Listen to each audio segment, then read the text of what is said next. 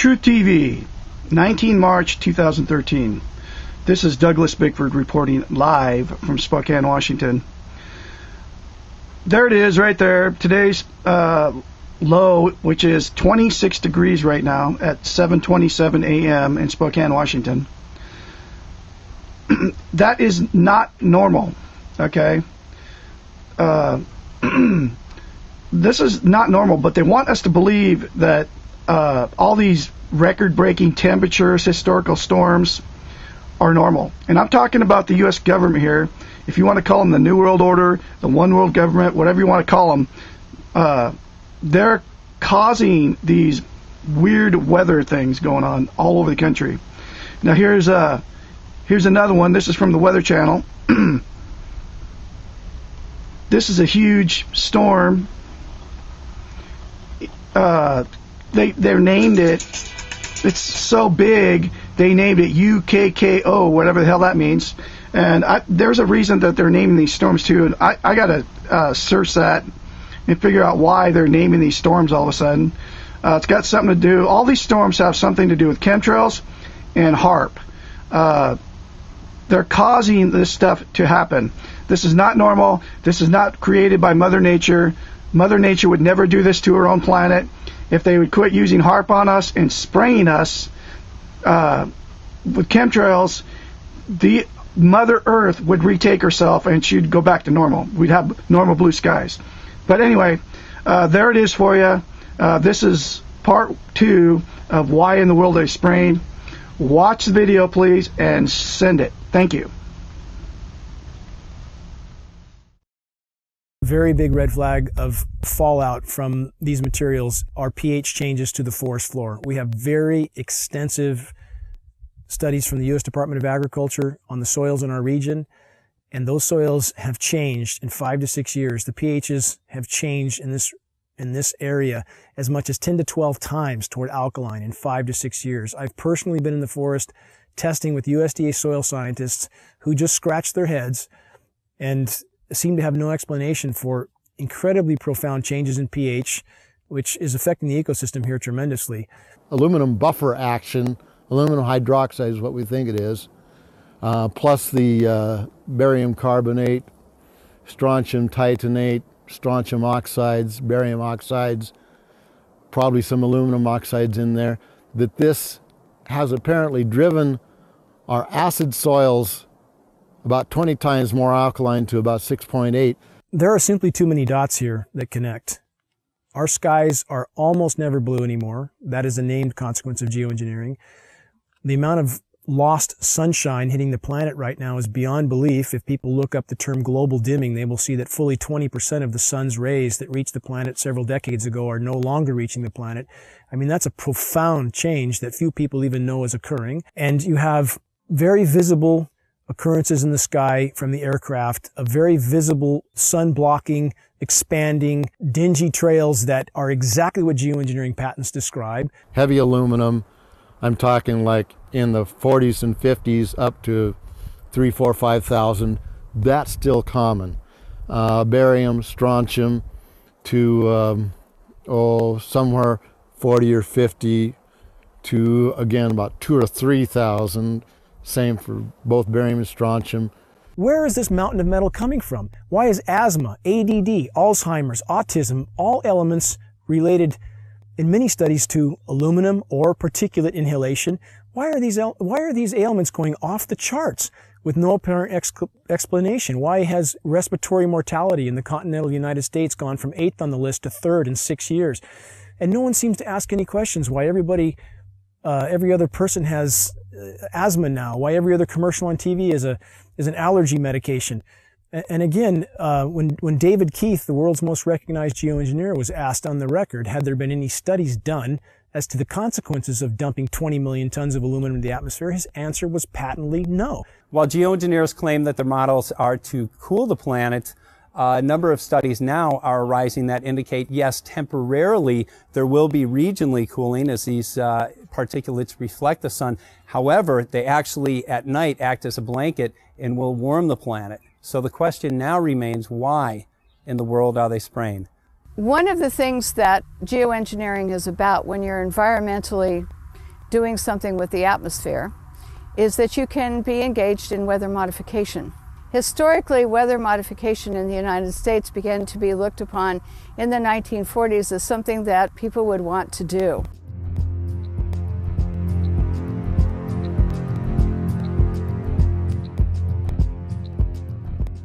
And so they started looking at making it enhancing snow, enhancing rain. They started looking at hurricane control. There was a whole bunch of projects in the 40s that started. One was Project Storm Fury, which turned into a disaster when they tried to modify a hurricane. I'm Mark McCandlish.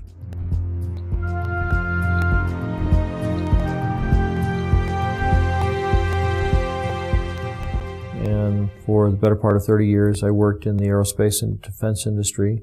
I had a secret clearance twice during my career.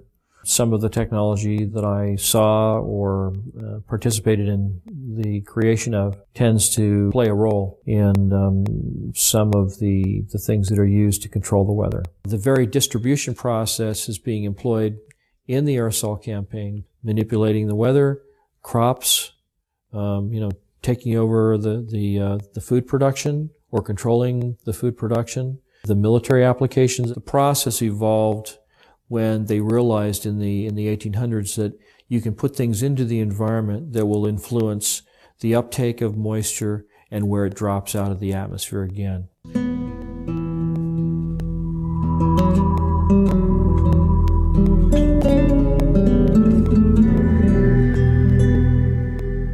My name is Scott Stevens.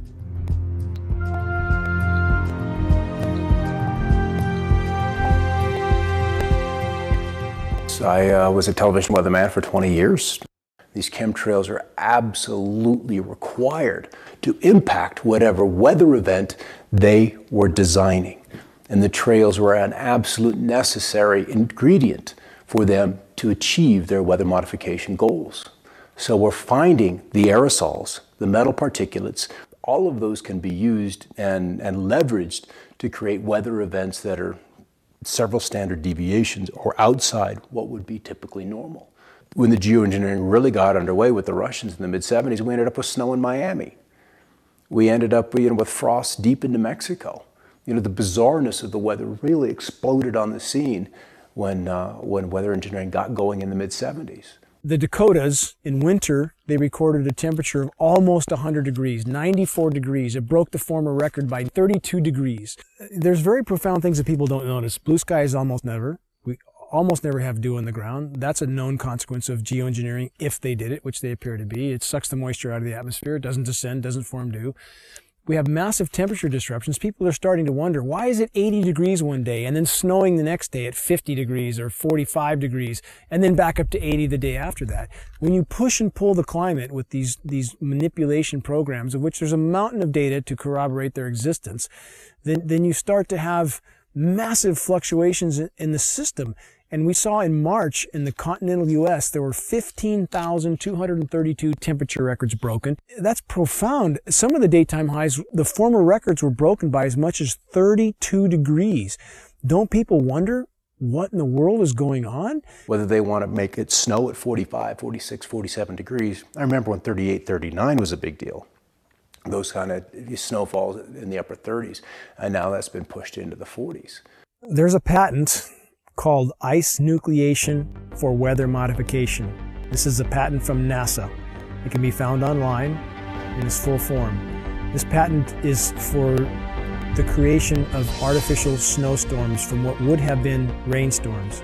However preposterous it sounds to people, if they look up Chinese create snowstorms, they will find a long list of articles where the Chinese Bureau of Weather Modification openly admitted that they were creating snowstorms until they did $1 billion worth of damage in Beijing. So my question would be, if the Chinese can do this, and NASA has a patent for the same purpose, why would we believe snow events here are natural when it's snowing now regularly at 45 degrees, sometimes 50 degrees, heavy, wet, concrete snow that's full of aluminum, full of barium, full of strontium? Consider the ice pack in their first aid kit that can sit dormant at room temperature for decades until the chemicals are mixed together, at which time it creates ice. As an on-air meteorologist, I had a responsibility to my audience There were storms that were not behaving as they were modeled or they historically would have responded. If you can control where moisture is collected and where it's dropped, so to speak, in the form of rain or any other kind of precipitation, then you can really, you can do everything. You can steer the weather system. If you want to be able to manipulate the weather, one of the things we know about the materials that are being used in the aerosols, we've seen everything from aluminum oxide, barium salts, strontium, copper sulfate, potassium iodide, a number of different kinds of things, each of which have different levels of reactivity with the moisture in the air. Some, like aluminum oxide, tends to sequester the moisture. The aluminum oxide nanoparticles, which are microscopically fine and uniform in size, attract the humidity, the moisture in the air, and it basically forms like a nucleation process where the moisture condenses on these particles. With cloud seeding, the cooling will be achieved by making clouds reflect a bit more sunlight back to space than they would otherwise, and less sunlight reaching the surface would tend to cool the planet. These aerosol particles act as something called cloud condensation nuclei, and these are sites where these particles act as sites where cloud drops can form. Well, the one thing that we know has happened is because these are nanoparticles and they float like mad with a little bit of moisture added to them, they go over the Continental Divide and they dump all of California's rain into the Mississippi Valley, which is the reason they're having floods and tornadoes and fierce storms and odd weather back east. The effect here in California is drought. Now then, if you hit that area of the sky with a beam of a particular kind of radiation, and you can heat those particles up, just like heating up, your cup of coffee in the microwave, these particles begin to vibrate and resonate if you use the right frequency of RF energy, that they then heat the surrounding air, and they will take all of that air and the moisture that's in it to a higher altitude where it's much colder, and it'll condense and then become a low pressure system. Well, there's a couple of locations where they tend to be very interested in leaving their trails. The big one and the surprising one for me is under areas of high pressure, where you would expect to see the blue skies, the dry conditions. Those are prime targets for trailing. A couple of reasons. High pressure is stable. It's relatively still. We've got the clockwise flow around it. And if you accentuate the high, and so it's very easy to add those particulates of aluminum, barium, and whatever else they want to put in there. And as you add heat to that, those particulates then radiate the heat into the atmosphere and it warms. What does a warming atmosphere do? Boom, it expands. And so that's one way. It's a very simple way, but it's very apparent because under the high pressure, it's supposed to be quiet. It's supposed to be still. It's supposed to be blue. And we're not seeing that. Then as the storm approaches, the high begins to recede. And then they're running the flights back and forth, back and forth, back and forth, and literally seeding the leading edges of the cirrus. So the cirrus canopy is accentuated. That cirrus canopy, which would maybe be 200-300 miles out ahead of a cold front, is now 450 miles. Based on geoengineering data, it would appear the Pacific Northwest gets an excessive amount of the fallout from these programs because much of the weather, much of the precipitation and the storm tracks and the jet stream move across us. So as stated by globally recognized geoengineers like David Keith, that's the type of area they would want to seed these particulates as incoming fronts start to cover landfall. And that's exactly what we see here. When there's any kind of incoming front, we see jets everywhere.